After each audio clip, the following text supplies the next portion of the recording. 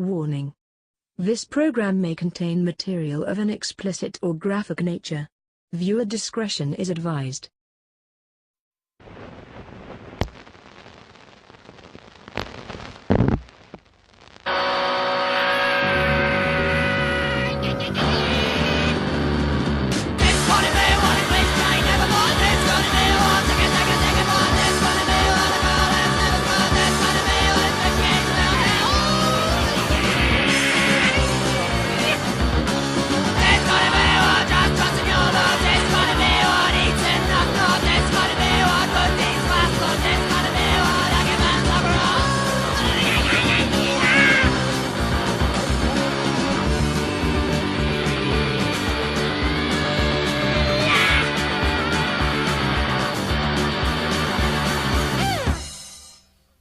Broadcasting undead from the B Ward, this is the Post-Mortem Show. I'm Dom.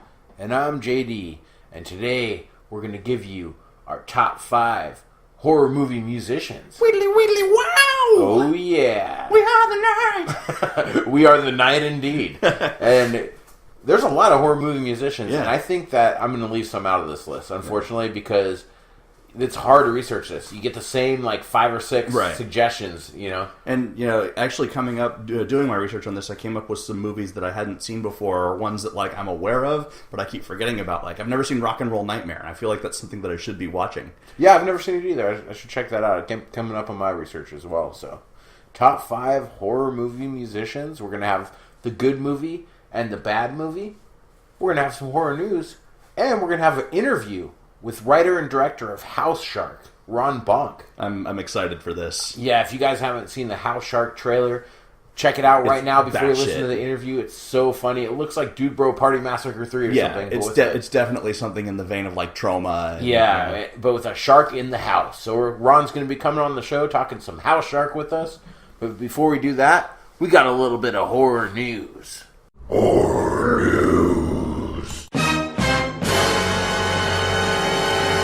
So while horror seems to be getting some love at the Oscars, with Guillermo del Toro's The Shape of Water winning Best Picture and Get Out winning Best Original Screenplay, with every step forward, it might be 2 steps back because they snubbed Tobe Hooper. Those fuckers. In the In Memoriam tribute, which airs every year. So, why can't I say that? In Memoriam? Memoriam. Hooked on phonics works for you. Apparently not.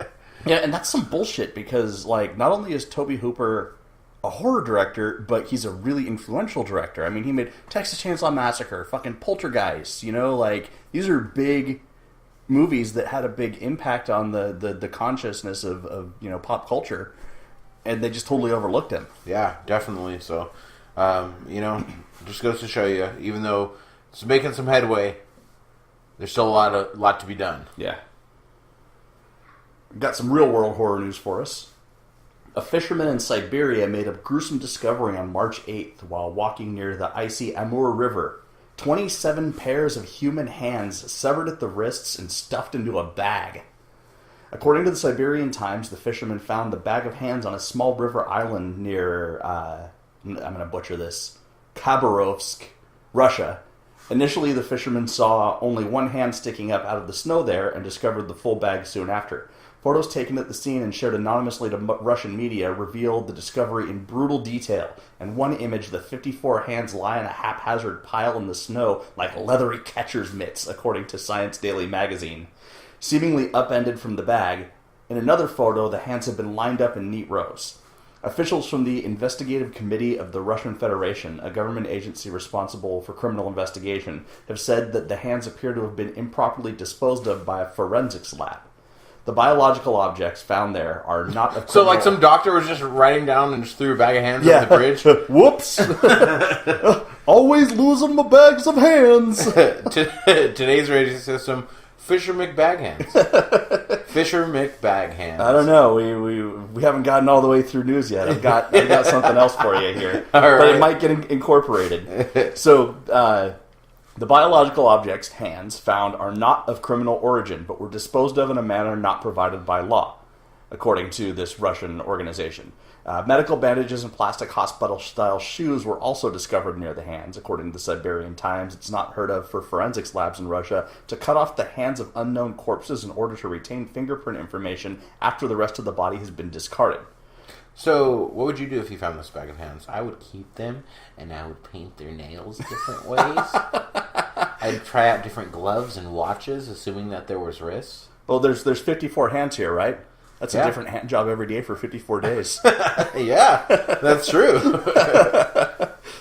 The stranger. Severed hand jobs. That's the rating system. Severed hand jobs. So, little is known about the hand's previous owners, and the case is still part of an ongoing investigation. Wow. Yeah.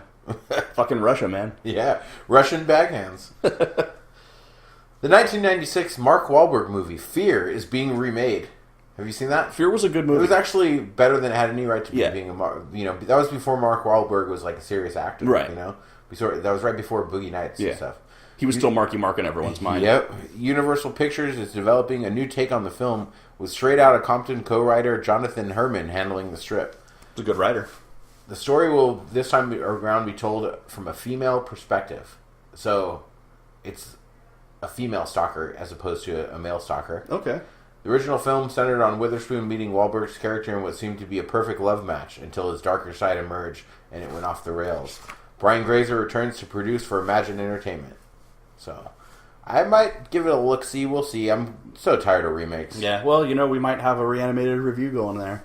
And it just seems like that, okay, this is just a different movie. It's not the same movie. Then if you're changing the sex of the character. Right. Worked in Evil Dead, the remake, because no one could replace Ash. Yeah. And it would have worked for old Bruce Campbell. Yeah, you know what's gonna change the landscape of that movie is, remember the finger banging scene on the roller coaster? Oh yeah, yeah. They're gonna have to do a little severed hand job action for that one. So some kind of bad horror movie news, but it's linked to something good. Murder's writer and director Pascal Laugier's new home invasion movie Ghostland will be opening soon. That's the good news. Bad news is that actress Taylor Hickson is suing the film's production company, Incident Productions, due to an on-set accident that left her face disfigured. The story goes that Hickson was performing an emotionally charged scene in which she was asked to pound harder and harder on a glass door with her face right next to the glass. In the course of shooting the scene, the director consistently told Hickson to pound harder and harder on the glass with her fists. At one point during the filming of the scene, and after being asked to increase the strength in which she pounded on the glass, she asked one of the producers and the director if it was safe to do so. The producer and director both replied in the affirmative. The glass shattered, causing her head and upper body to fall through the door onto the shades of glass. A production intern actually had to hold her face together with napkins until the ambulance got there. Whoa. As a result of the incident, she badly cut the left side of her face and was rushed to the hospital where she received 70 stitches. Has since undergone treatment including laser treatment and silicone treatment, but over 1 year post-incident she's been left with a permanent scar on the left side of her face, and it is unknown at this time whether further treatment will help the scar. There's some pictures of it, and it's fucking nasty. Like, she was a real pretty girl. Yeah. And she's got this huge... ruined her whole career. Yeah, huh? like that scar sucks, along too, her because, jaw. I mean, the dude that made Martyrs has some talent, too. Yeah. Now he's going to get fucked for Well, this. maybe not, because he is actually not named as a defendant in the suit. Okay. It's only the producers that are named as defendants in the suit. The film will be premiering on March 14th. Hickson will not be there, stating, "I never worked so hard on a production in my life, and now it's a bittersweet way to end this piece of art that we worked so hard on." So it sounds like she's not pissed off about the movie. Yeah. And she's not pissed off about the director. She's just pissed off about the producers letting that shit happen. Yeah. And honestly, like... She should be pissed She should off be at the compensated. maker of the door. She should. That's right. You guys make a shoddy product at best. And if you're going to do a scene like that, maybe you should be have a plexiglass door or something, Maybe you should not pound on glass. With your face any right next to breakable it, things. yeah. Yeah. I thought, at first I was thinking she was pounding her face into the glass. Right. Which actually probably would have been better for her. Because, in deathmatch wrestling, like light tubes and stuff, I have been cut by many types of glass, right? Yeah. And the moment of impact is actually what breaks it. That's the safest thing. It's the jagged shards that are left, that's what cuts you. Right. So the actual moment of impact is fine, but if it's already cut and then you go into it, then it's sharper and it's more dangerous. Yeah. So when I was a kid, we were helping my dad's friend move into a new house, and he had a daughter who was maybe like 12, 13, and she had an older brother, and like he was fucking with her and like doing something that like freaked her out, and she went running through the house, or she went running into the house from the backyard, and the sliding glass door was closed, but it was brand new, so that glass was pristine. Yeah. And she just crashed all the way through the glass, and the glass cut her entire body. Yeah. And I have this very, very vivid memory of her being dragged into the garage on like a sheet just covered in her own blood.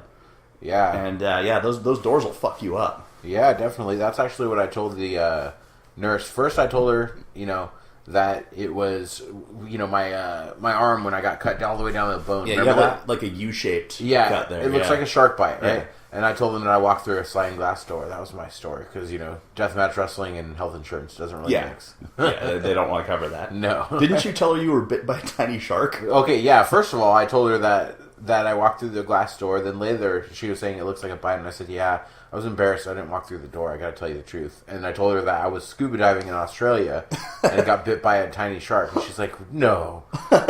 First of all, how can I get back from Australia and then go seek medical treatment? Right, in Santa Maria. But so yeah, and then I had her going with that story. And then when they did the X-ray, cause to make sure that there's no glass up there for infection, when they did the X-rays, she's like, have you been in like an accident or something? Because I have shards of shrapnel all in my body from death matches, right. So she's like, have you been like in a car accident or in war or anything like that? And I was like, no. And then she's like, well, there's, on the other side of your arm, on the other side from the cut, there's like it almost looks like a circle. Like somebody's implanted it in me, like a perfect circle. Right? So then I told her, that's from when they took me. And she's like, what? I said, yeah, that's from when they took me. They put that there. They did it to me.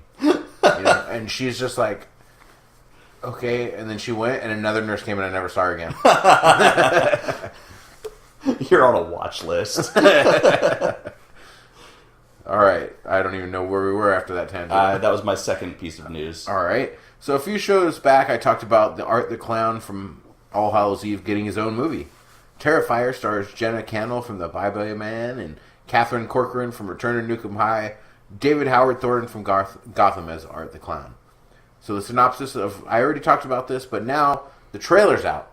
You can check out the trailer. Out now. YouTube. So check out Terrifier.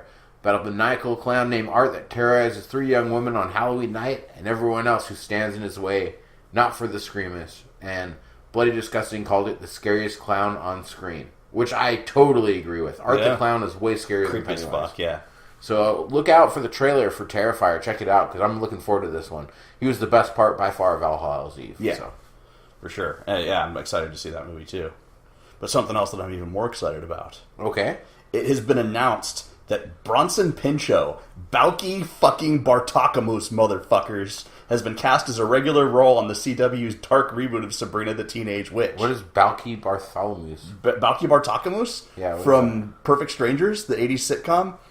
I have no idea what you're talking about. You never saw Perfect Strangers. I have no idea what I've never even heard of it. It was like one of the biggest sitcoms of like the late 80s. It was like about the city guy Larry, and then his cousin Balky comes from Mypos, which is like this little island off of Greece where they all raise sheep.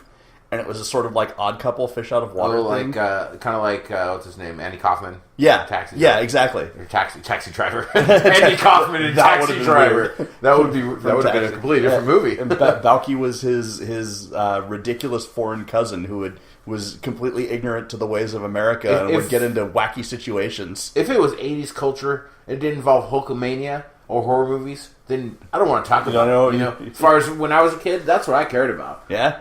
Hulkamania, horror movies. Wow. Dun, dun, dun, dun, dun, dun, dun, dun. You may be the only person I've ever spoken to that was born before 1990 who doesn't know who Balky Bartakamus is. I have no idea okay, who that is. Listeners, if you have never heard of Balky Bartakamus before this episode, email us at postmortemshow@gmail.com and put in the headline, who the fuck is Balky? But you got to also put in the concussion factor. Maybe in a previous before brain damage, I could have known. Yeah, that's true. Maybe I did know about Balky Bartholomew. Come on, he made a Balky rap album, man. Bartholomew. Fresh young Balky B. Fresh Young Balky B. Yeah, that might be our ending song. He did the Running Man. That might be our ending song. There's no might. I've already got it queued up. All right. So he's going to be playing the principal on Sabrina the Teenage Witch, Principal George Hawthorne, who is an antagonistic character who is constantly trying to figure out Sabrina's secrets. The Sabrina is going to be based on the comic book The Chilling Adventures of Sabrina, which reimagines the origin and adventures of Sabrina the Teenage Witch as a dark coming-of-age story that traffics in horror, the occult, and of course witchcraft. Tonally in the vein of Rosemary's Baby and The Exorcist, this adaptation finds Sabrina wrestling to reconcile her dual nature, half witch, half mortal, while standing against the evil forces that threaten her family, and the daylight world humans inhabit. Wow. So I'm going to check this out. Not your original Sabrina. No. Well, actually... Not explaining it all anymore. It is the original Sabrina, because that's what the comic book originally was. Oh, and they adapted it to be like some... early 2000s TV show starring Melissa Joan Hart, which I watched because I had a huge boner for her as a wee one. But you wanted to crawl in her window? Yeah, I did. I wanted her to explain a few things to her. But the weird thing is the story of Sabrina actually takes place in the same world as the Archie comics. It's like the dark side of the Archie world. Yeah, I never heard of Archie either. Yeah, you have. Shut up, Jughead. That's it for horror news. We will be back after this. Already up this month on our Patreon, we have Creepy Pastas. Hey, it's a creepy pasta. That's a spicy horror meatball. My story, Judgment. Delivery by Dom. And my old story, Hunting Season. We have Postmortem Off Topic.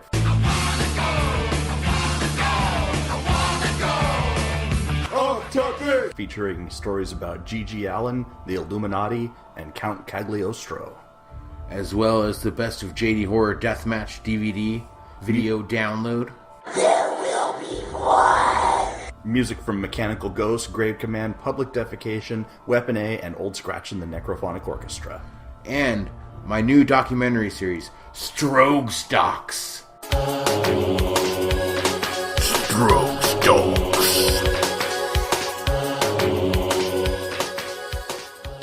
Episode 1, The Selfie Killer. And coming soon, a new creepypasta written by me called It Came From Fox News, more off topics, and Strogs Docs 2. Strogs Docs 2, and I got a good one coming up. What up, Strogs? That's on patreon.com/postmortemshow. It's time for the good movie. And the bad movie. I have the worst movie I've ever reviewed on this here show. Wow. I'm saying it now when I'm still in my indignant, righteous anger. My anger is righteous. Wow. It is, and that's a bold statement that you're making there. so I'm gonna start us off because I know you've given out some poor ratings, and I have as well. But I got to tell you about a 2017 movie directed by Sean Carter, starring Bella Thorne and Carl Chandler Riggs. Carl! And Bella Thorne, who was in The Babysitter. She's been in a bunch of shit recently. Ouija, I think, one of those kind of movies, you know? She's been in a bunch of horror, and she's been doing good, you know? But this movie is called Keep Watching. Why did they name this movie Keep Watching when you... Probably because they knew how bad it was. You know a movie's bad when they have to, like, beg you to watch it in the title. They beg you to not turn it off, but if it wasn't for the show, I never would have kept watching. So, a family become imprisoned in their home by intruders who force them to play a life and death game where the mysterious rules become clear as the night unfolds. Cold opens with a news montage about serial killers who have been planting hidden cameras and broadcasting their crimes online. They turn it into sort of like a horror movie-like game, giving the victims a chance to survive. The whole news montage that they did for it was really cool, and it was on a TV too, like playing on the TV. Like it was filming of a TV playing it. Uh-huh. And it set up the whole premise, and I really liked it. Then cuts to a bunch of found footage of Bella Thorne's character where someone is switching the video feed. Or so I thought. But no, it's all found footage and often obscured by grates and objects through hidden cameras. It's a found footage hidden camera movie. Not even filming yourself. These characters don't know they're being filmed. And to protect the viewer's intelligence, you know what they do? They really hide the cameras in places to where the shots are horrible. It's so hard to watch, and it just switches like a video switch is being thrown instead of any kind of editing. It's just fucking god-awful cinematography. Maybe the worst I've ever seen. That's terrible. Yes. So, very harsh edits based on how it's done. Acting is okay, but they really just ruined a decent yet trite home invasion concept with the found footage aspect. Although the footage isn't even well produced like the news story claims, eventually it does jump from hidden camera to handheld cameras, but it's still jarring. It also takes forever to get going. It's found footage of nothing happening for way too long before anything happens. The poster is a bunch of balloons and obviously meant to have your brain associate it with the awesome IT campaign, the marketing campaign for IT with the balloons. But this movie is nowhere near on the same level. It's garbage, pure and simple. I have no idea how it's getting 4.5 on IMDb.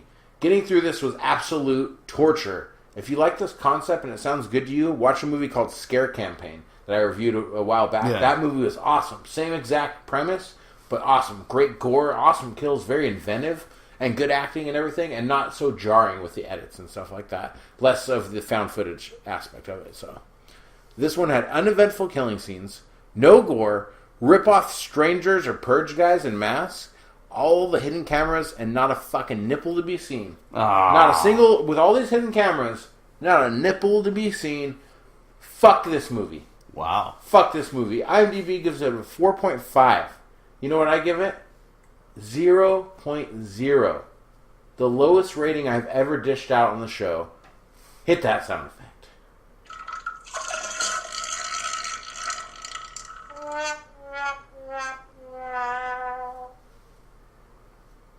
Don't keep watching. Keep watching. Stop watching. Stop watching. A much better title. Yeah, that's I've seen that pop up here and there, and I haven't watched it yet. And It's got Carl! I don't think I will. I hate Carl though. So. Me too.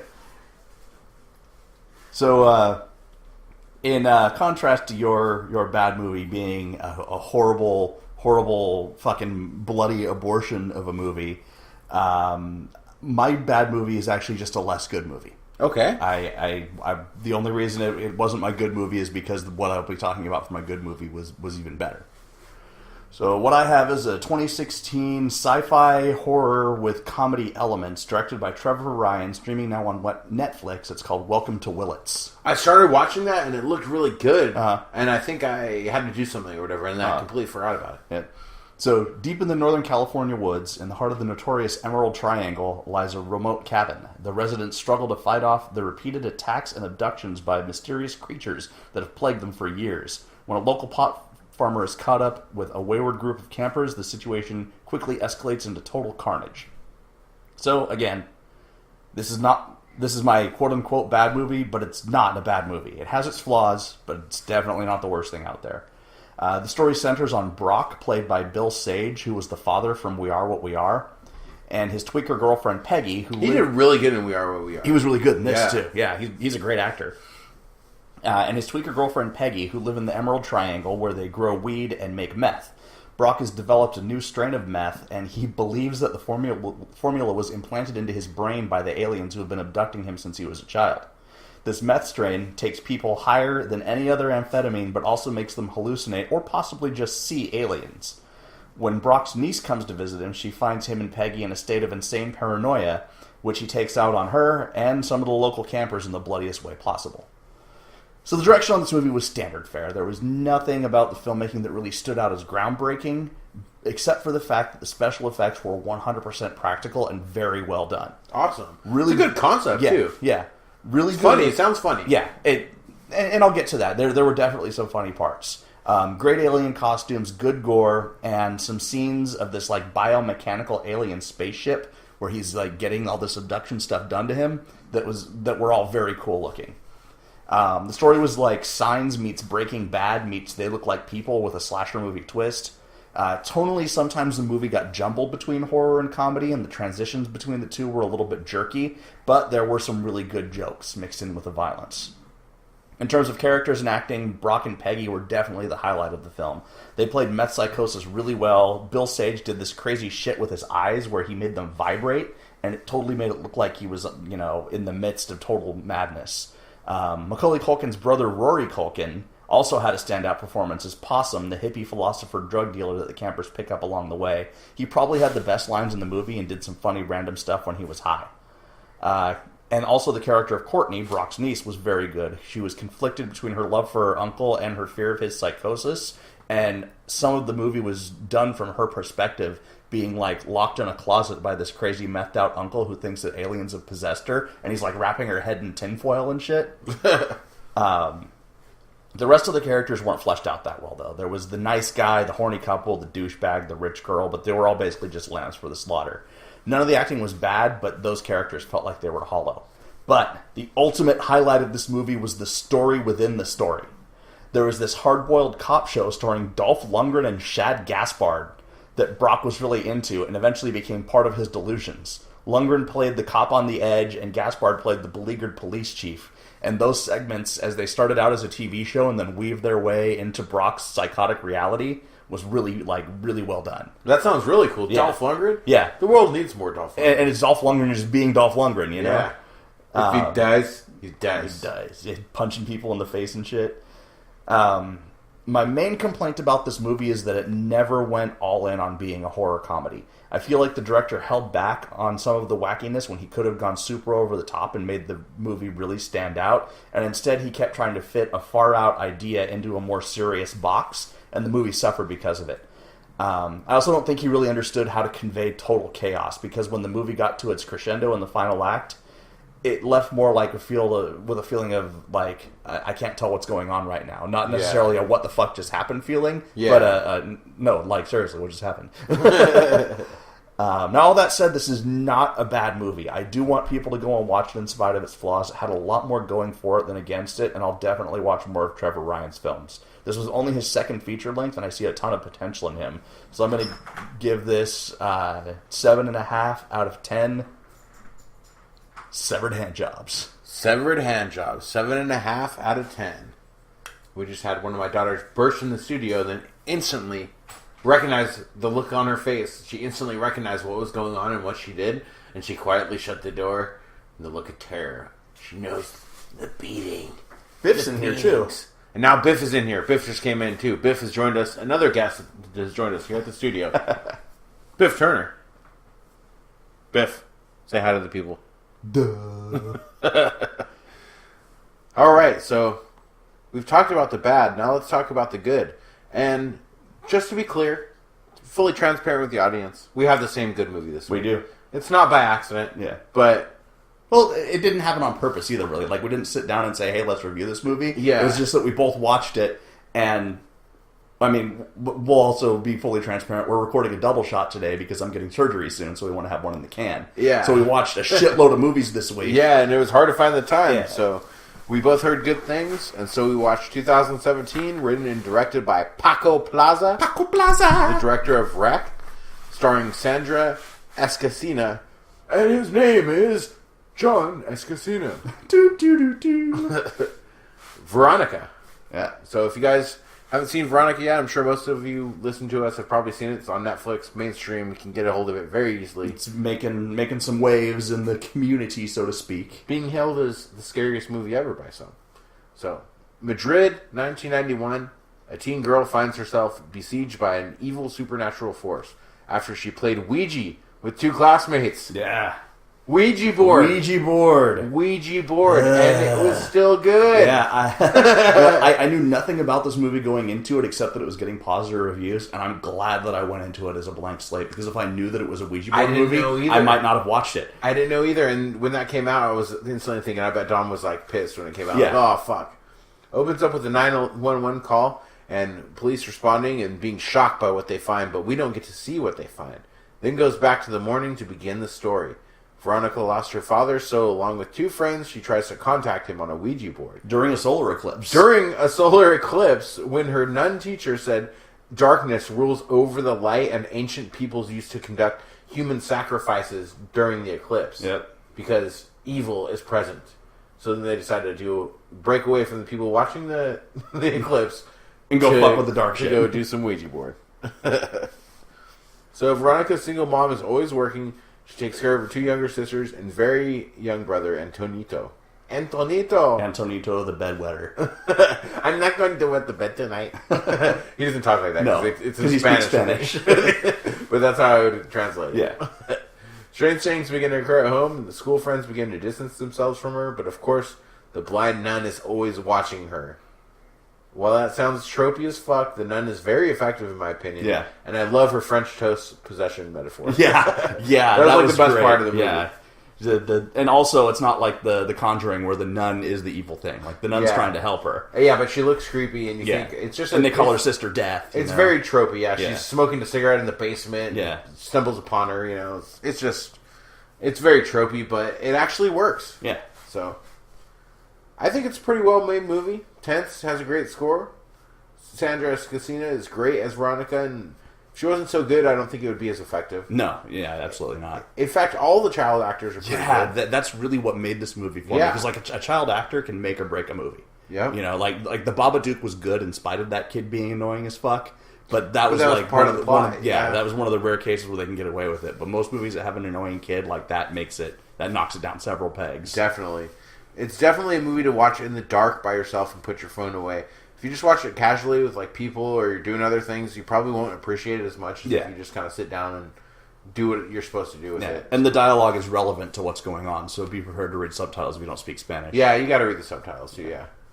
I thought the direction on this movie was also really good. Like, Paco Plaza is proving to be a visionary in his own right. He did some really cool stuff with light and shadow that was definitely from the Argento school of filmmaking and used primarily practical effects, though some of the CG was dodgy.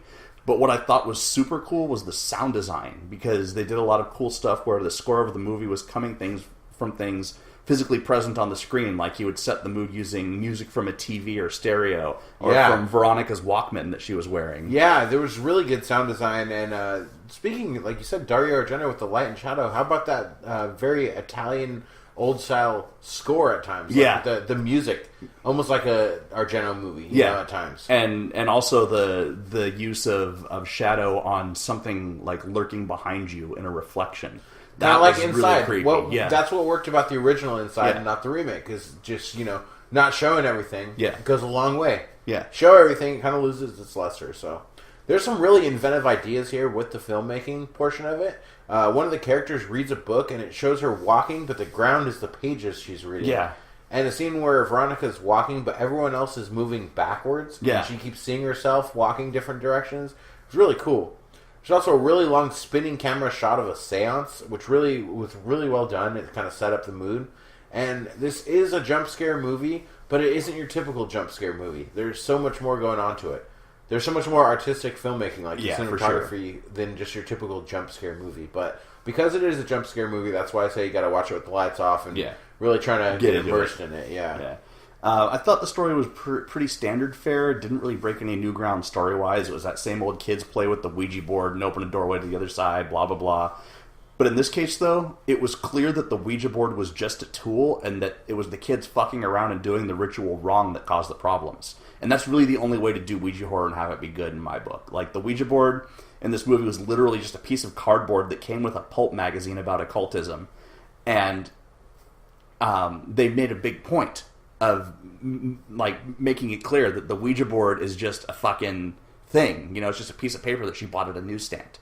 Yeah. And I really appreciated that the Ouija board wasn't the evil thing. It was them doing everything wrong and not paying attention to what they were doing. Yeah, and not doing the rituals right and stuff. So, well, I think it has been a bit overhyped as the scariest movie ever, which it is definitely not. No, definitely not. It deserves to be talked about more and to be seen. I never thought a good Ouija movie could ever be made until Mike Flanagan's Ouija Origin of Evil, but I'll have to say, surprisingly, I think I liked this movie more than Ouija Origin of Evil. I did. Yeah. It's just... I love Mike Flanagan. That's no knock on him. He makes great shit, but this kind of had that...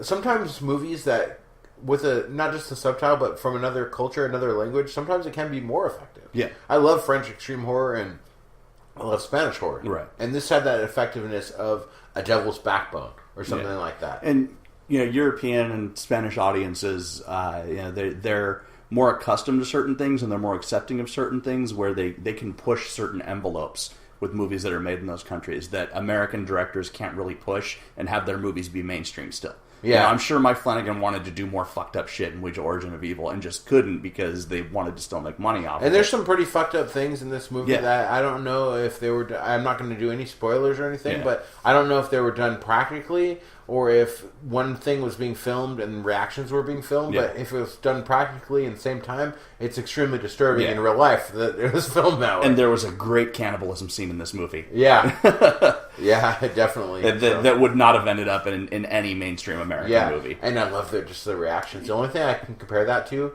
was the movie Offspring. The Jack Ketchum novel Offspring. The kids in that, it was pretty cool. It felt a lot like that, Yeah.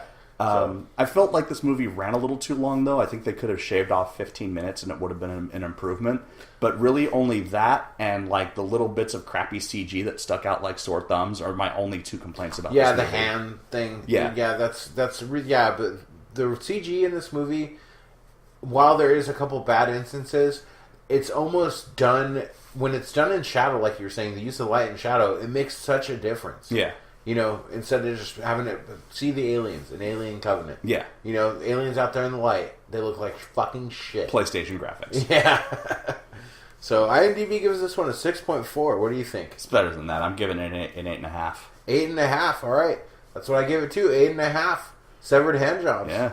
We're in agreement there. We're on the same page with this one. Yeah, definitely. If you haven't seen Veronica yet, don't sleep on it. It's not... You know, they're like, oh, people are dying, and only 1 in 5 people can finish this movie, and blah, blah, blah. Yeah, that's all fucking that, William Castle fucking hype. That's bullshit, and, you know, Raw had that going into it, too. I heard some shit about Raw, you know, which kind of discouraged me going into it, but it was really good, too. So I can kind of see, you know, if you could do that fake-ass hype, you got to at least live up to it a little bit. Yeah. And both of these movies were good, so. For sure. So we had the same good movie this week. We gave it the same rating. It's like our periods are synced up. You know, like I'm actually bleeding from my vagina right now. You want to hold hands through the next segment? Yeah. All right. We will be back after this. Hi, thanks for listening to the Postmortem Podcast. If you want to support us, go to our website at www.postmortemshow.com and click the Amazon link. By clicking on the Amazon banner, Amazon will give a small percentage of the purchase price of your item back to the Postmortem Podcast at no additional cost to you. That's right. It doesn't cost you any money. We get money. You want us to keep doing this? You want more Doug Jones talk? You want more dick and fart talk? I don't care. We're going to do it. Fund our filthy, filthy habits. Yes, and they are many and they are fast. And most of them aren't legal. Yes. Click the banner. Just do it. Come on, don't be a dick. Give us money. All right, ladies and gentlemen, welcome back to the show. And we have as our special guest, writer and director of the upcoming film House Shark, Mr. Ron Bonk. Hey, guys. Hey, Ron, thanks for coming on the show. We appreciate it. And we've been talking about House Shark since really the teaser dropped. A couple months back it's been, huh? The first teaser was a couple of years ago, but you talking about the remastered trailer a few months ago? Yeah, I think it was the one that was more widespread. That's when we talked about it a couple months ago, and definitely piqued our interest. You know, we're fans of trauma and things like that, comedy horror that's done right, and this looks to be right up our alley. Cool. Yeah, I love shark movies, and I'm finding it's definitely a shared interest among B-movie fans. So definitely, and then bring it into the house. Gonna need a bigger house this time. Yeah, exactly. So when you first conceived this movie and planned on actually turning it into something concrete, what was your process of actually getting the funds together necessary to make something that looks this batshit insane? I mean, I'd set out figuring, I was gonna self-finance it, but I was gonna, planning an Indiegogo campaign at the same time, but I wanted to shoot part of it, so I had like some concrete footage to cut together and show off, as that's where the original teaser trailer came from. So during that first week, it was kind of a test to, I was shooting 4K for the first time, so I wanted to test out the camera. I did an worry about having really too much in terms of effects at that point. We ended up shooting over like 3 different blocks, and each block, we did, like first block was getting used to the camera and stuff like that. Second block was the first time working with the shark and getting more of the gore effects, and then the third block was, the most complicated scenes and just getting everything done, that needed to be done still. So once I got through that first block, I cut together the teaser trailer. I did the first campaign, which was to help raise funds. I had never really tried a serious campaign before. I'd done like one with for She Kills, but I'd done it like real basic. I don't think I had a video for it. I think I used like the trailer and stuff. I'd only done a couple sales, but I hadn't really explored, doing the fundraising route on it. And so that was my first real campaign for raising money, and I think it was just under 4,000 that we did that time, and it didn't hit its goal. I set the goal of 15,000, which was the original budget I figured for the movie, but it did help offset some of those costs. And then I learned a lot from that campaign. Then I did the new, the more recent one, which is currently in demand. It ended actually just about a week ago tonight here, and that one did great. It did like 1,800% over the goal, and wow. And at Great. that point, pre-selling it, and it's it's going to be out. Well, the copies will be out in a month or two here, and so there was no waiting, and so it had more appeal, in that regards. Definitely, and it looks like the trailer, the trailer I saw had 500,000 views as of the time of this recording. Last time I just watched it again today. Looking like a lot of people are interested in House Shark. Yeah, for sure. That first trailer, that teaser, I think was up around 80,000 views. The second trailer, and we hadn't yet settled on the final look of the movie. That one got covered by MovieWeb, and they put it on their YouTube and stuff, and that's the one that, it's well over 500,000 views. And then with the movie done and the look solidified, and it's vastly different from that trailers on MovieWeb, I remastered that trailer and then re-promoted that, and that got like 10,000 views within like a few days. So each time I've launched a new trailer, the interest has just gone up and up more, and it's fun to see it. There's always some haters, that sort of stuff. But when I first posted like the original illustrated artwork, I posted it kind of quiet. Usually I'll do like kind of a big announcement. Hey, here's my next movie. This is what I'm going to do. I posted it with like no fanfare, figuring, I'm going to get most of the people being like, geez, here comes another shark movie, But to my surprise, the response was great. Like everyone was like, it was on the SRS Facebook page. And they're just like, oh, this looks awesome. This is such a good idea. And I was really surprised by the response, like right from the start. And I wasn't setting out to just make another shark movie or to do a Sharknado type movie. I love shark movies, and I've always wanted to do, like my dream would be do like a serious, awesome sequel to Jaws. I'm still a ways off from ever being able to do something like that, but this was a chance to sort of scratch that itch and be like, hey, I can make a shark movie. I can do it in my house, and I can control it, and I'll go for what it is, a comedy horror movie, as opposed to trying to do like a serious, like a something along the lines of the tone of Jaws or the more serious shark movies, but still has some scares in it, have some good action, have a cool shark. I wanted to do all physical practical effects. It definitely stands out too. You can tell when it's a cartoon and nothing's in the room compared to CGI may have come a long way, but there's nothing like rubber monsters. And we are a firm believer of rubber monsters and buckets of blood. If you look at movies like Shark Exorcist, which is probably one of the worst movies I've ever seen. It's very obvious when you take a low budget movie like that and you just use the same stock footage of the CG shark over and over again, as opposed to putting work into it, which kind of leads me into my next question. There's an attitude among some people that, especially when you're doing independent or low-budget horror comedy, that not a lot of thought or work goes into it, which we know to be untrue. A lot of people think, oh, that's just some stuff that they made up in their backyard when they were smoking weed one day, and then they decided to film it and crap it out onto the internet. What is some of your creative process in terms of making this movie? It's even when people see the movies, they're still sometimes going to come at it biased and have an opinion of it. And but the reality was that I put a lot of thought into the movie. I approached it as what would be the movie I would have made. I was a fan of Jaws. I saw it in theaters in '77. I was 8 years old, or 75 or 76. I actually don't know which year it was exactly, but I don't know because sometimes it took a while for the movies actually to get over, into Syracuse. But I believe it was about 75, so 6 or 7 years old at the time I saw it, and it had a huge effect on me. And then we would, I grew up on an idle lake. We had like a rowboat in the backyard that was either like upside down on the grass or it was tied up on the rocks. And we would play in it, and we'd play Jaws like all the time. The kids across the street had seen it first and told me all about it, so we'd play with them. And then once I saw it, I knew the full story.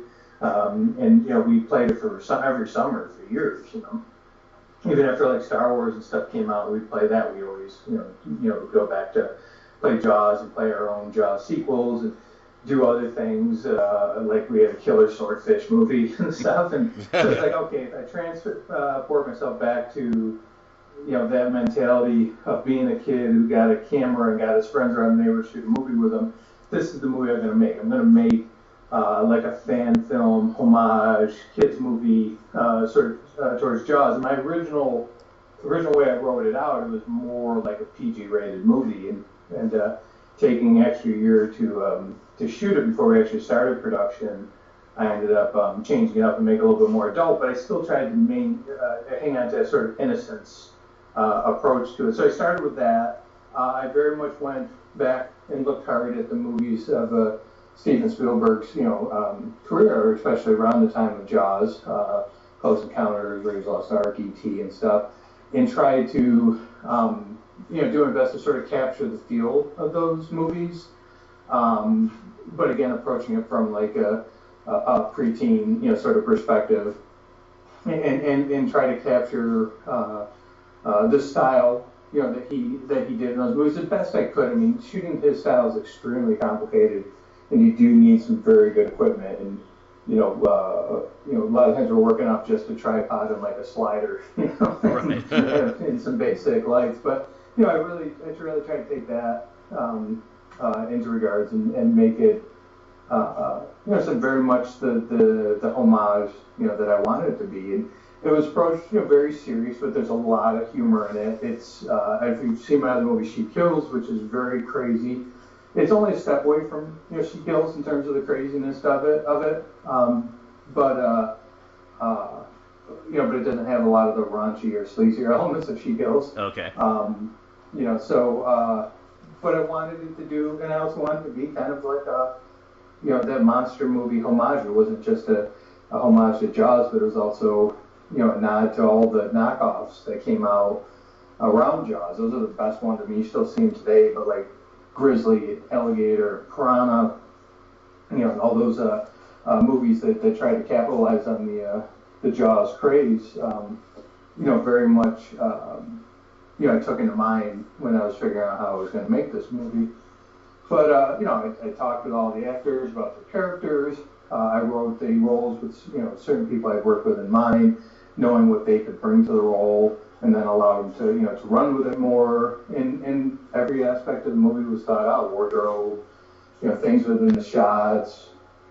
Spielberg tried to, restrict how much you saw red, except when, there was actually blood in the movie.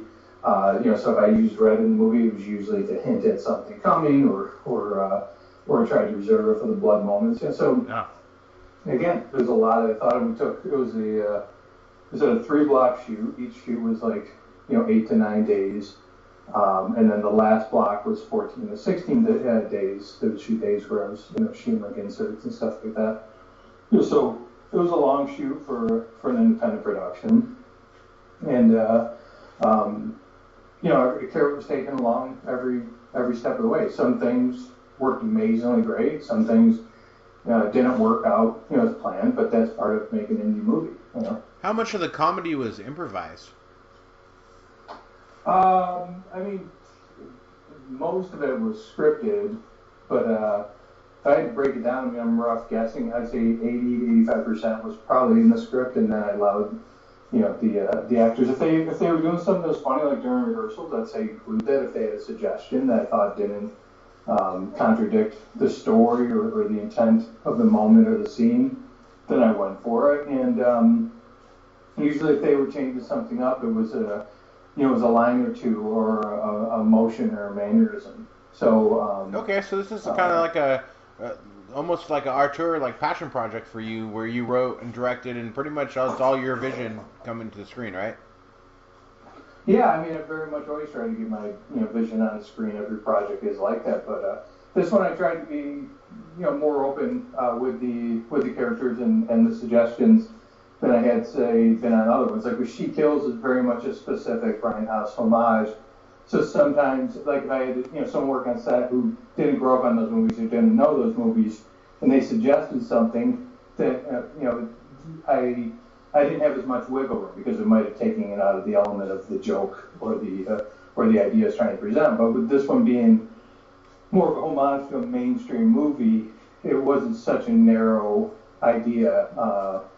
I mean, it is a shark movie, it comes down to it, but it wasn't so narrow that another joke or something absurd, being thrown into the moment, or changing up the gore effect or something like that, or even changing up a shot, necessarily was a bad thing. Sometimes it worked out in a positive way. If it was something, like we couldn't put off, or it was intended, or we changed it because it was definitely gonna, make the script or the story better. All right. Is there going to be a premiere? Well, it did premiere at the Nightmares Film Festival last year in October, but it wasn't 100% finished at that point. It had its first premiere on the East Coast at the Boston Sci-Fi. That one was pretty much, the movie was done. I've since updated the credits for the Indiegogo people. And so it's going to have its premiere in its final form here in Syracuse on March 25th. So I guess that's the first premiere, like I said, the final form of that, where everything is like locked down and never going to change, at least as far as the blending.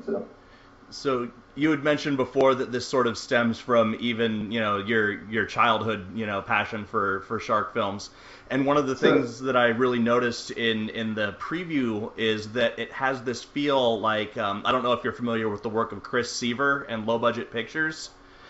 Sure, yeah, I've distributed some of his movies. So. Okay, I love Seaver's work, and one of the things that this movie really kind of locks down is that feeling almost of like it's a serious attempt at making a movie, and there was an idea behind it, but it also still has that feeling of like some kids playing with their dad's VHS camera, with everything being set. They have this lofty idea, but it has to be set in the living room because that's what they have to work with. And I feel like that's something that you brought to it, at least for the trailer that we've seen, intentionally. But then you look at comments on YouTube and you have people like, oh, I can't believe that, is this a joke? Is this actually getting made? Sure. How much of what you brought to it was out of necessity versus out of plan to give it this feel of a homemade movie? Tough question. I mean, I haven't really sat down to kind of break it down and figure out like where the percentages sort of fall on that. But I very much, as I wrote it, I embraced the aspect of it being in a house and making it simpler than say shooting out in an ocean. I wasn't necessarily going to shoot it at my house. I was hoping to find a house to shoot in, but as things developed further with the script and the story and the storyboards. It made more sense just to shoot it here in terms of any of the damage the house was going to inflict on the house. So, so like I said, some things started off as part of the plot line to embrace and developed into just being more practical to do and staying within that that low budget element. I couldn't afford to say rent a house and wreck it. Right. Like ideally maybe would have done, if there was more of a budget. So you just wreck your own house. Repair it later or just torch the house after. Like Evil Dead, just running like a cabin they're going to destroy, or Night of the Living Dead too. eventually, the house was condemned or gonna be torn down or whatever. I didn't have that option. Also looking at like what the schedule was, even though it was a little longer than the ones I normally do. I mean, normally I shoot like in 3.5 weeks, and this was like a solid 4 week, 4.5 week shoot. It still is a very tight schedule, so traveling to and from location, I knew I could save time by shooting here. And we were all staying here, so it was simple as like wake up and walk downstairs and you're on the set. So I mean, I was trying to make it as epic as possible, because I approached it with the idea, like Spielberg's early film, even as a kid, he'd shoot him, he made him very epic and very cool, and he was just a little kid doing it, and so I wanted, people to look at it and think like, okay, yes, it very much, is an amateur production at points, the dollies aren't always super smooth and pans aren't always super fluid and perfect, but every so often it'll have moments where you just be like, oh, that's really cool that they pulled that off on such a low budget. And that's what I was going for with the movie, that, had that sort of, it would have that sort of reaction on the audiences. And that's just, again, like I said, I didn't sit down and break down the percentage, but it's just all sort of developed. What you do with any script in independent level, you just develop it and then you adjust it to fit within your budget or your available locations or your available actors or whatever, All right. Well, we are very looking forward to seeing House Shark. Very much, yeah. We'll definitely look at it as soon as we can get it into our grubby little hands. If people wanted to find you or find House Shark online, do you have any social media or websites? Yeah, sure. There's SRS Cinema on Facebook. Look for the indie studio, not the chain in India. And there's a House Shark Facebook page, which you're doing most of the updates on. It's still on demand on Indiegogo, so you can still get out there and reserve a copy. And as long as you're buying a copy before we start shipping, you'll get like all of the extras that we offered through the campaign. If we get certain like stretch goals and stuff like that, like the patches and pins and stuff. Once that stuff starts shipping, I'll probably change up some of the perks and I still keep it on there, but you won't get all the bonuses that you're seeing now. And srscinema.com, there's housesharkmovie.com, any of those spots. But I'm most active, I think, on Facebook with social media if you really want to stay in touch with the latest happenings with the movie. Well, thank you so much, Ron, for coming on the show. We are looking forward to House Shark, and we're going to kind of end the interview, especially appropriate with this interview and the subject matter of this movie, the way we end our show every week. So, so I guess as H.P. Lovecraft once said, as he opened his front door to his living room and saw the shark swimming around his coffee table, if it smells like fish, throw the fucker back. Thank you so much, Ron, for coming on the show, and we'll check out House Shark as soon as it becomes available. Sounds great. Thanks, guys. And we're back with the top 5 musicians in all of horror movies. That's right. We're doing characters that are actually musicians, or characters that are musicians, not necessarily characters that are played by musicians. Correct. Yeah, it can't be Alice Cooper in Prince of Darkness. Yeah, wouldn't make the list. That would be a good list to do some other time, though. Like musicians playing characters. Yeah. Dee Snider. I think probably one of the few crossovers we would get in this, and it's not on my list, was the Misfits and Bruiser. Yeah, definitely. Yeah, but I intentionally left them off my list because fuck Michael Graves. Yeah, fuck Michael Graves. Fucking asshole. All right, well, why don't you start us off this week with your number 5? All right. Oh, we're doing this with sound clips. We're doing sound clips, too. So you say something about your number 5, and then you tell me, and I'll fire it off. Yeah, my number 5. I shouldn't give it away until we've played the clip, though, right? All right, let's get to the clip then. Yeah. Let's buzz. Let's buzz. Well, let's buzz. Oh, why? Let's buzz. You say why? I say because let's buzz. Well, you say why? I say because let's buzz.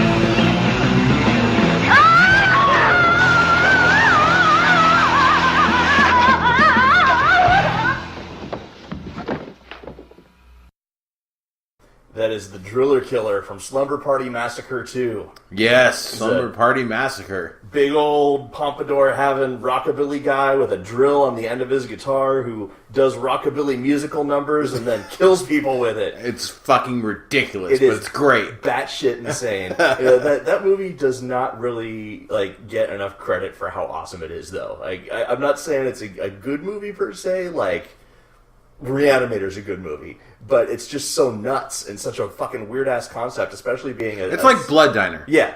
And it being a sequel to a movie that it doesn't really have much to do with, other than the fact that it's a massacre at a slumber party again. Like, this character came out of nowhere, and then we never saw him again. Apparently, the actor who played him, that was the only movie he ever did. Wow. Yeah.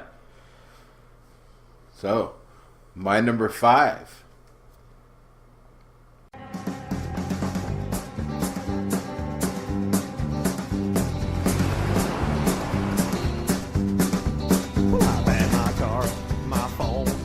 Trailer, my home repossessed. And I've had my boots, my wife, my truck, and my life repossessed. But I never thought it would happen to me. Feels as if the government came after me. I've been possessed by a spirit from beyond the grave. Who's buying gas? You? It's your turn to pay for gas. Oh. But I never thought it would happen to me. Again. Feels as if the government came after me. I've been possessed by a spirit from beyond the grave. Life become the afterlife's loyal slave. They repossessed nearly everything from me. So I've reassessed my situation, and possessed is the way to be. Excuse me. What can I do you for? Is there an attendant around here? Oh, that'd be me. Name's Randall Keith Randall. Gas station attendant, mechanic, musician. Here. Hey, all right. You like the music that much, huh? I'm just kidding. It's for the gas, right? Well, you may as well play my number 4 also. Because that's also That's Randall my Keith number Randall, 4, huh? yeah.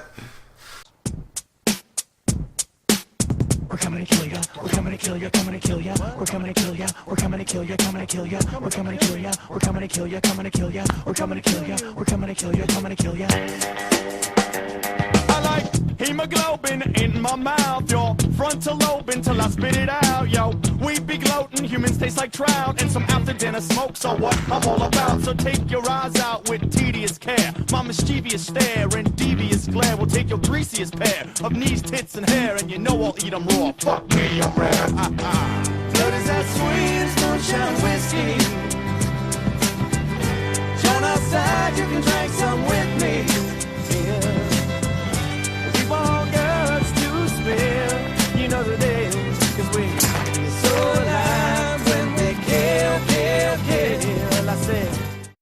So, everything about this character I should hate. Yeah. It's like a combination rap, country guy, but he didn't need to be in this movie whatsoever. No. I don't know where this guy came from, but he's like a country musician. He raps. He does all these things. He's actually playing all these instruments and stuff like Randall that. Keith Randall. And he's a gas station attendant in this movie. And he comes around and just breaks out into musical numbers and zombie dance routines. He's kind of the narrator. Yeah, he's kind of like the host of the show. And he kind of sings songs about scenes that are going to happen. Right. But what the hell? Everything about this character I should hate, but it works for me. Yeah. It's just... Because he's goofy, too. He's not serious. It's not like Kid Rock. Right. Where he's like serious, like country rap. Yeah. You can tell this guy's would be fun. Yeah, from the moment that he was on screen, he popped me. Which is, it takes a lot for a country music musician to really even get my attention. But this guy, I mean, he's fucking talented too. He's the guy who actually was writing the songs that he was singing, and no matter what he did, it was good. Yeah, I reassessed my situation, and Possessed is the way to be. Yeah. And just the lyrics, It's good, you know. And Dead and Breakfast is an underrated comedy horror movie. I'm looking at you, Antoine. Antoine don't like Dead and Breakfast. He didn't like Dead and Breakfast. He said it on multiple times. Dead and Breakfast. Why you guys keep talking about that? That movie sucks. Which I think some people might think that if they saw it, but it's a quirky little horror comedy. It's low budget. It came out of nowhere. There's nothing else really like it. The biggest actor in the movie is Jeremy Sisto and the guy from Kung Fu. Yeah, you know, and it worked for me. I love Dead and Breakfast, so. For sure. My number 5 and your number 4. Yeah, so I guess we'll just go to your number 4. My number 4.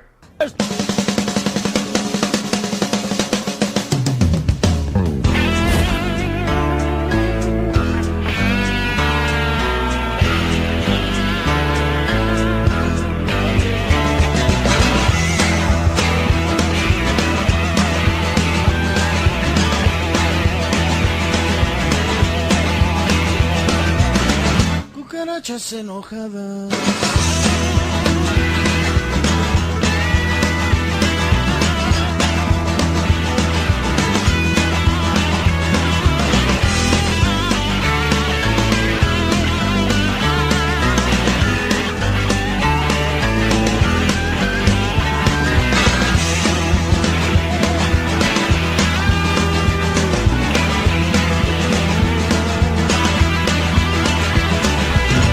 Fumando marihuana.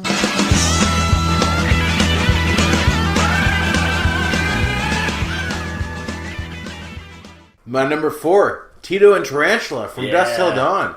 The vampire band that explodes rather than face their aggressors. They just go, "Fuck you, everybody, good night," and explode. Yeah, playing instruments made out of dead bodies. Yeah, and they're actually good too. Yeah, they're actually a good band. Yeah, they're a very good band. Yeah, it is one of my rare instances where the musician in the movie is an actual musician who was put in the movie. Yeah. But I don't know if Robert Rodriguez saw them somewhere at a bar or something and said, "You got to be in the movie. You're perfect for the Titty Twister." Yeah.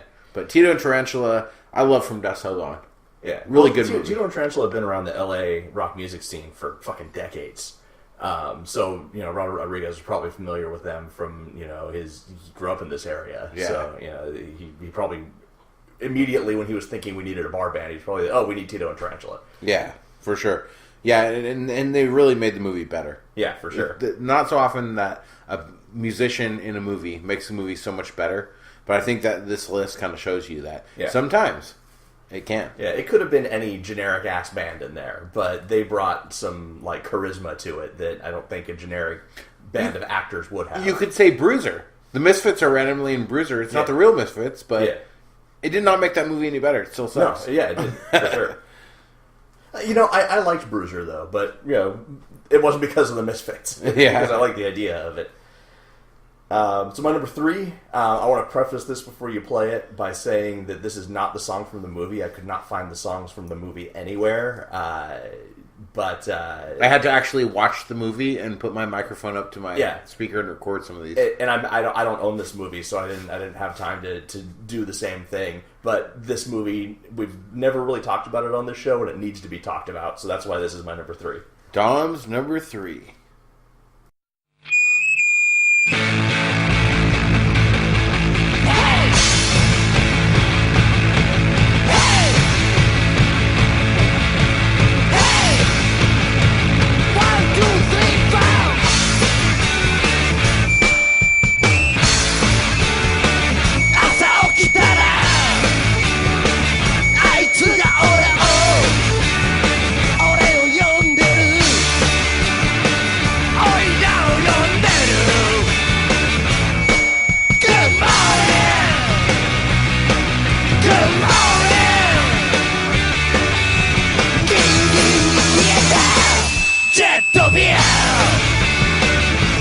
So that is Guitar Wolf.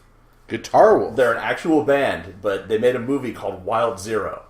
And this movie it's Japanese. It's batshit fucking I've never heard of it. Wild Zero. Yeah, Guitar Wolf is a band on tour, and they use the power of rock and roll, which they call their style of music lock and roll, because they're Japanese, to fight aliens and zombies. Awesome. And the whole thing is gory and fucking funny and nutty. Like, there's a scene where a guy's like don't know what they call rednecks in Japan, but he's basically killing the equivalent of a redneck while giving him a monologue about how in the modern age it doesn't matter who you love and you shouldn't judge people for being gay. But it's all like, they're like rockabilly greaser Japanese guys with swords in their guitar necks.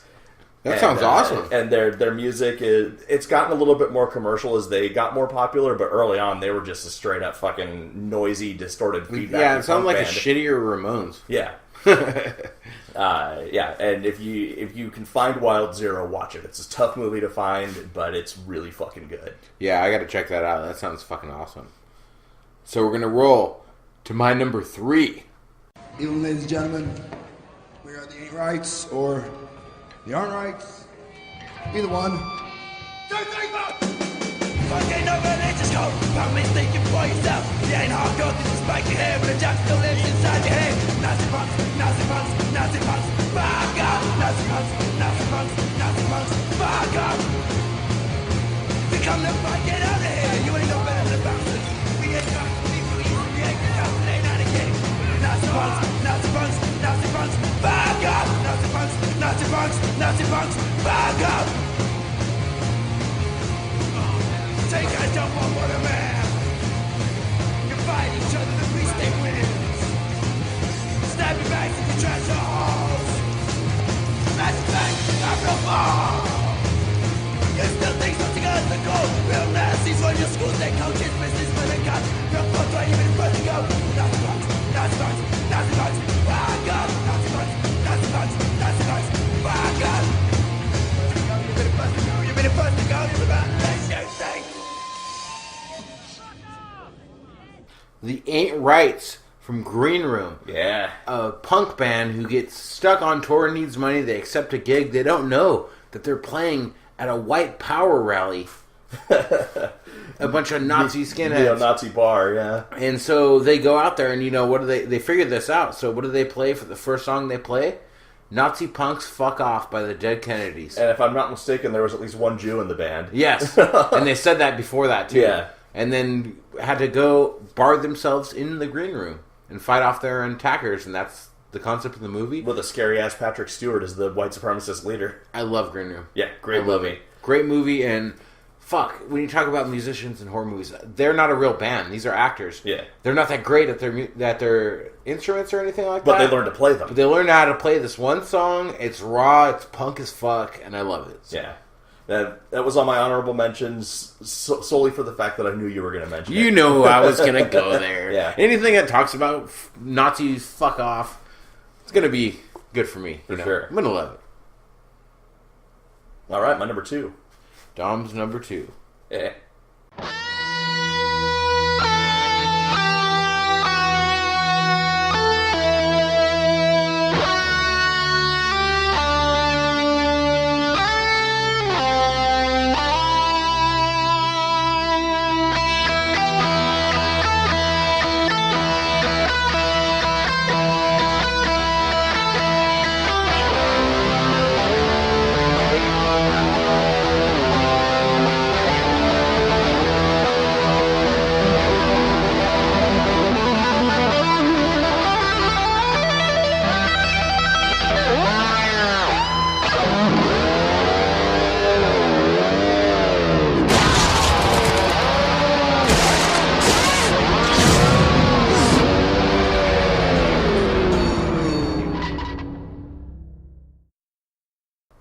Eric Draven from The Crow.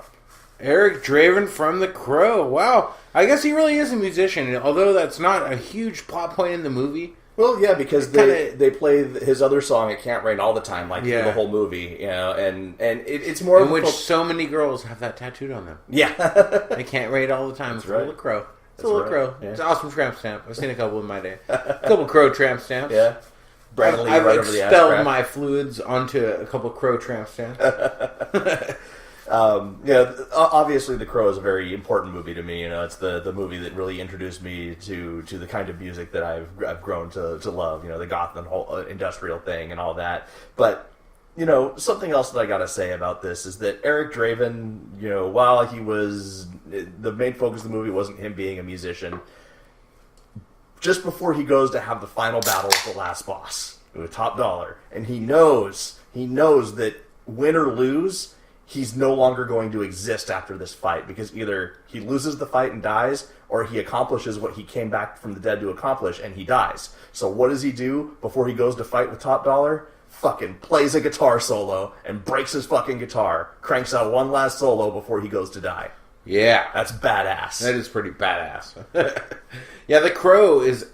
I've said this before on the show. It's controversial. I know you love The Crow. I love it too. But it's both under and overrated. It's dated.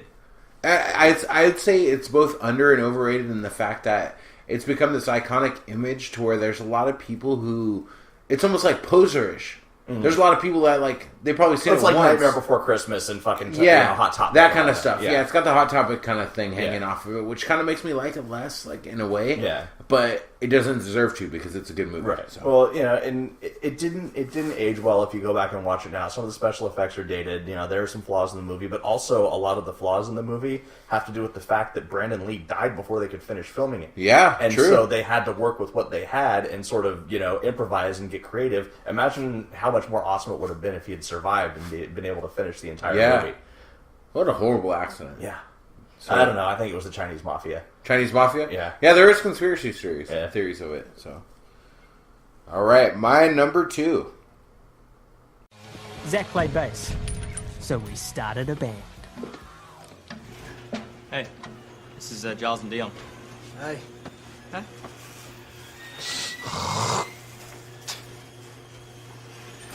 Right, first things first. What are we called?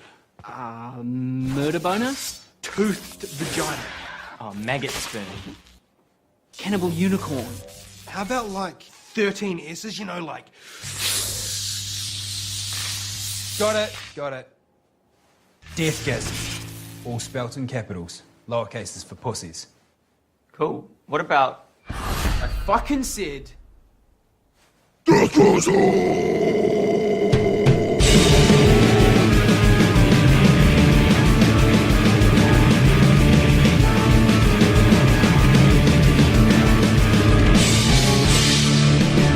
Someone fucking shred it!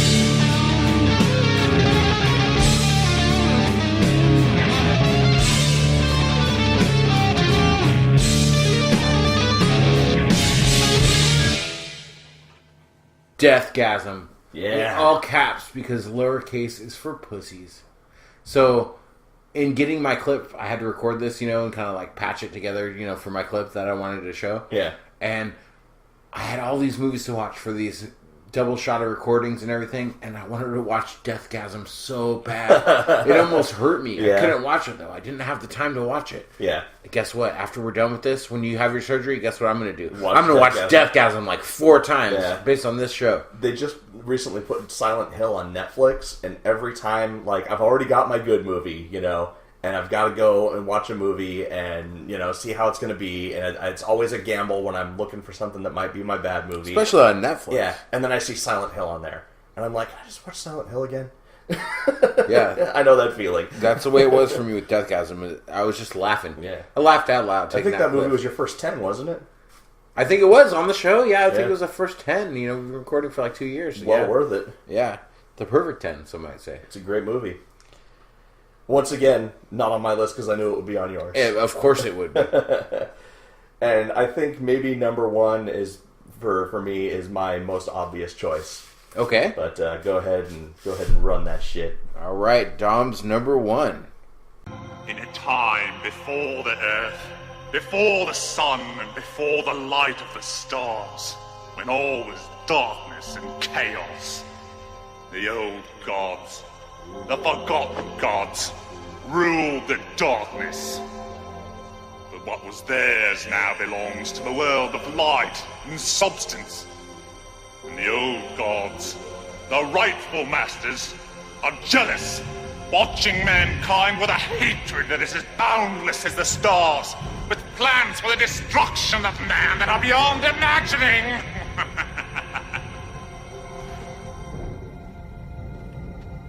There's a passageway between our physical world of light, pleasure, and their spiritual world of madness and pain. A gate behind which the demons wait with a chance to take back what is theirs!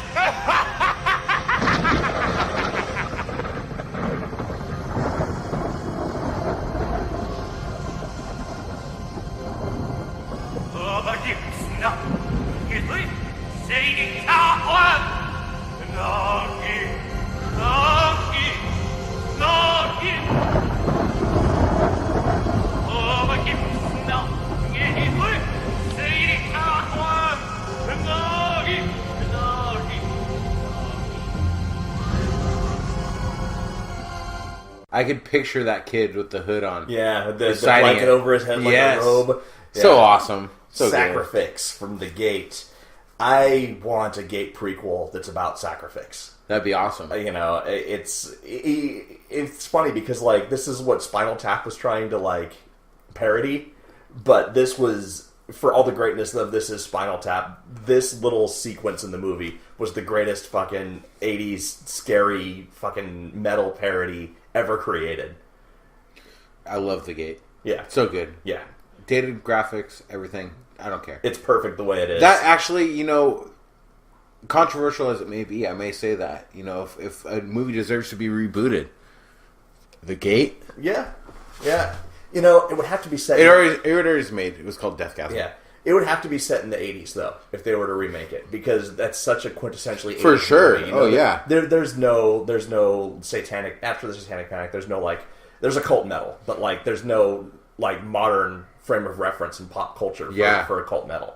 You know what? You know, not to digress and go back to our good movie and bad movie, but Veronica being set in 1991, that really worked for me. It did. Because it's a very subtle difference. They don't, you know... There's nothing really... It doesn't need to be in 1991. Right. But it feels like 1991. Yeah, and it takes out certain elements that would exist in modern movies, like, you know, cell phone cameras and shit like that. That kind of stuff. Well, time has come for my number one. Which, I mean, it's the number 0. It's the quintessential. It's the biggest and the baddest. And for this one... I'm not going to be able to dub this in, Dom. I'm going to have to play it. The audio quality might vary as we hear the song, but we need to talk about it as it plays, because that's the only way one can experience this. Are you ready? I'm ready.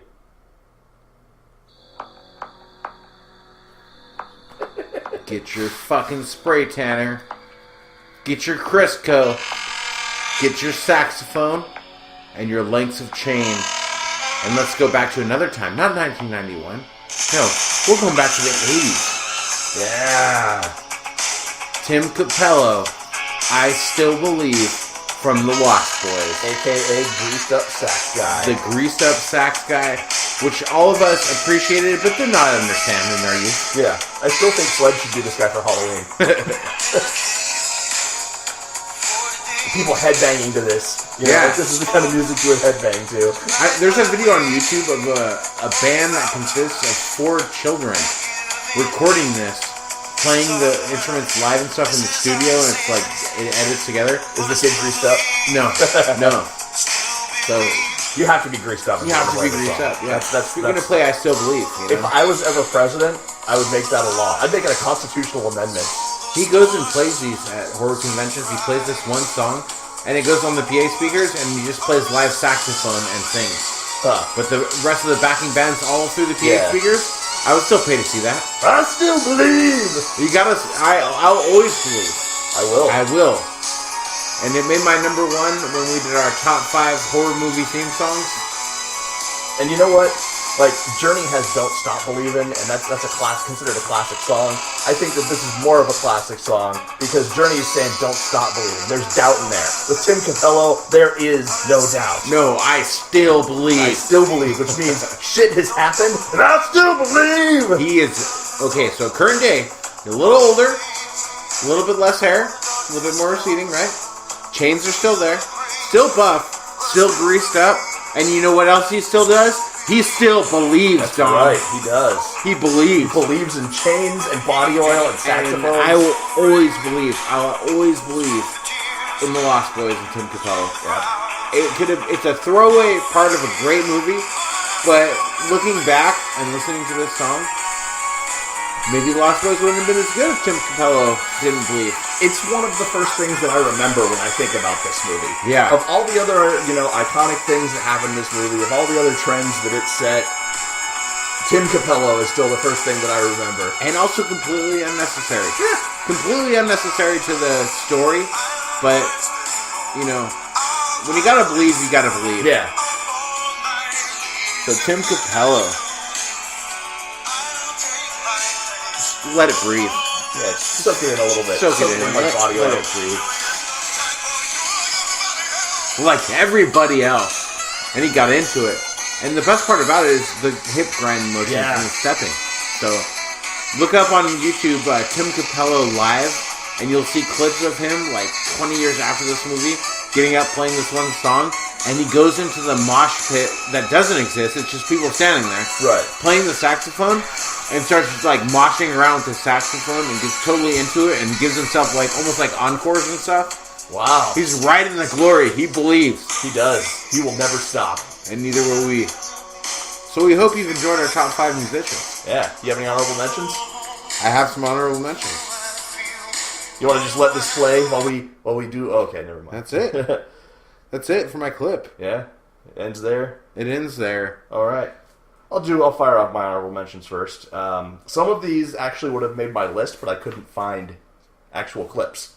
So they went to honorable mentions because of that. My first one is the narrator from EZO. He's like Japanese Tom Waits. Still got to see that EZO. Yeah, I gotta bring it to you. Yeah, because we tried. Yeah. We attempted. You assigned to me. Watch this fucker. Yeah, I could not get EZO other than paying 2-day rush shipping, crazy DVD. I couldn't stream it online. I couldn't do anything. I was never able to find it until one day I was at a used DVD store, down in LA, and I found it there, and it was $2. Yoink. But yeah, the narrator, EZO, is basically Japanese Tom Waits giving these really, really intense acoustic guitar and gravelly screaming. Wow, I'm surprised that's not on your list if he's an actual musician. Yeah. You love that movie. Yeah, well, I couldn't find a clip of him. Oh, okay. So I didn't put that on there. My next one, again, he would be on my list, but this isn't strictly a horror movie. It's just a fucking weird movie, and this is one that you have recently watched that we will be talking about soon, and that's Buddy from Six String Samurai. Indeed. Next episode, I will be talking about one Six String Samurai under Watch This Fucker. Yeah, he's Buddy Holly from an alternate timeline where there was a nuclear explosion in the 1950s, and his plane didn't go down, and instead he became a wanderer of the wastelands, trying to get to Vegas to become the new king after the death of Elvis. My next one, again, this one I couldn't find a clip of them, but Ivan and the Terribles from Motel Hell. Yeah. I've had enough of you, girl. Fucking when John Ratzenberger, Cliff the Mailman, is your drummer, and he's on LSD the whole time. That's some great shit. And Ivan's big fake beard. Raymond Smiley from The Devil's Candy. Yeah. Have you checked out Sun O yet? I recommended them to you a little while ago. Sun O? Yeah, they're. It might just be also Sun. It's written stylized, but it's SUNNO and then 3 parentheses at the end. They're what the fuck? they're the people who did the music for The Devil's Candy. Okay, I love Devil's Candy. Yeah, and they make this really, really weird, super heavy, fucking loud, ambient doom metal. And Raymond Smiley, of course, being the crazy guy in The Devil's Candy who would play guitar really loud to drown out the sounds of the demons in his head. But they use Sun O's music to perfection in that. Okay. And my last one, not technically a musician in the movie, but he has a musical number, and that's the Leprechaun. Left in the Hood come to do no good. Left in the Hood come to do no good. Damn, it would have made my list if I could have remembered that. You calling that Leprechaun not a musician? Come on. I'm saying it's not essential to his character. The Banjo Kid from Deliverance. Fuck yeah. Sacrifice from the Gate. Holy Moses from Hard Rock Zombies. You ever see some Hard Rock Zombies? I have never seen that movie. That's another one that came up in my research. You got a working VCR? I do not. But I intend on buying one. I intend on buying one. Okay, you need to get one because I have a lot of VHS gold. That should be watch this fucker. It should only be on VHS. Baby from House of a Thousand Corpses does a little musical number. She does, which no one really cares about or wants to watch, but she's very. I don't know. I think Rainn Wilson's character wanted to watch it. Yeah, kind of. He was into it. Slade Craven from Turbulence 3 Heavy Metal. Forgot about that movie. I love Turbulence 3 Heavy Metal. It's so good. It's like Marilyn Manson doing a private concert aboard a plane that gets hijacked, and a fake Slade Craven, an imposter that looks just like him, takes control of the plane. But then the real Slade Craven has to help save the plane. Gloriously stupid movie. It's so fucking stupid, but it's good. Yeah. And it's so big where the concert hall is, it looks like the Ventura Theater or something. It's not in a plane. It's on this fucking Spruce Goose or something. The Devil from Tenacious D and the Pick of Destiny. Yeah, Dave Grohl. Not a horror movie per se, but The Devil. Yeah. Deserves to be talked about. And my last one didn't make the list just because in recent months I've been talking about it way too much. It's made way too many lists for it being. I'd say it's a horror movie. People might want to fight me on that, but I'll fight you in the streets if you to tell me that Bill and Ted's Bogus Journey is not a horror movie. It absolutely is. And Wild Stallions are an awesome band. Wild Stallions! They're going to change the course of history. They got Death on the stand-up bass. They got Station. They got the Princesses. They got the Good Robot Us's. You That's may a be band. a king or a little sweet street sweeper, but sooner or later you dance with the Reaper. And he's coming back for number 3. Yeah. I love that movie. Can't wait for number 3. So that's our top 5 musicians. Yeah, that's it. And now we're going to get to our interview. House Shark. That's the writer and director Ron Bonk. So you guys, he's coming after on. our usual sign-off, stay around and listen to the interview about House Shark.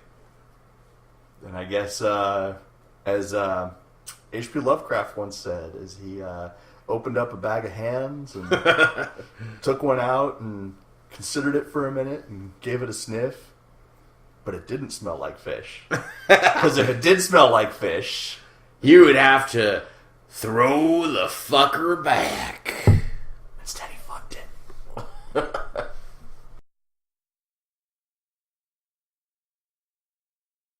Fresh Young Balky B video, take 2.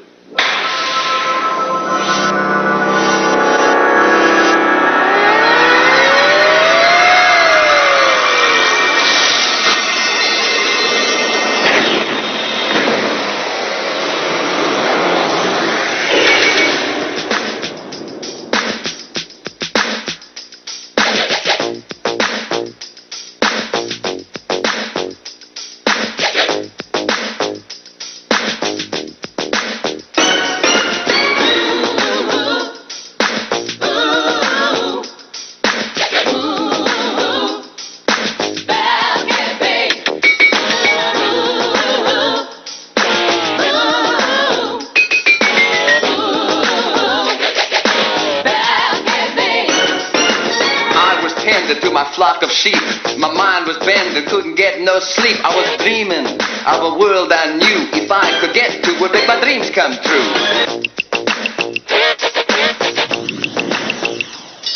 So I packed up and I said goodbye to my mama, and I crossed the sky to a new land where I work and play with Colsey Larry each and every day.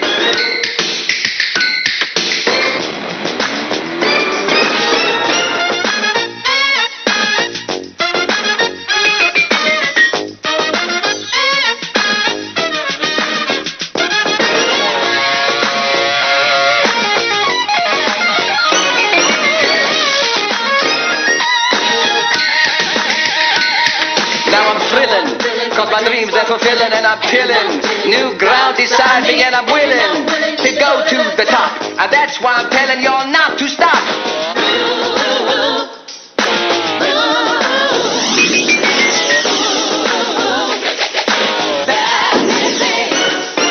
Cause if you're looking to do the same, don't go cooking up a brand new game.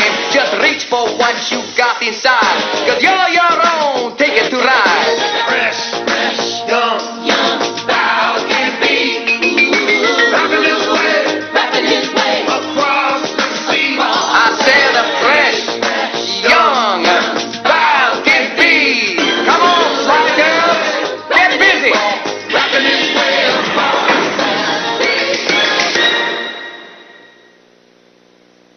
cat and a kitty cat. And I dance, and I dance, dance.